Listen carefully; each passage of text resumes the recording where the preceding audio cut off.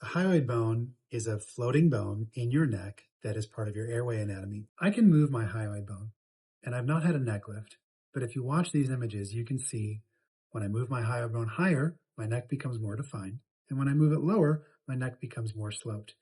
And this is not something that you can change. It moves up and down when you swallow, but its position when you rest is fixed. And it doesn't matter what you do during surgery. You can try to tack it up and do fasciotomies and suture suspensions, and you may move it a millimeter or two, but not in a meaningful way. The hyoid bone is set, and it's largely genetic. Some patients have a high and a posterior or far back hyoid bone.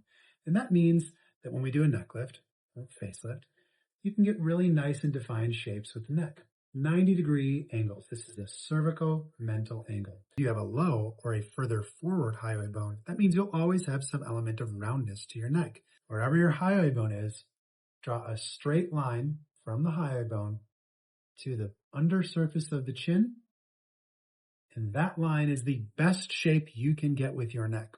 If your hyoid bone is high, well, then you can have a very horizontal slope underneath your chin.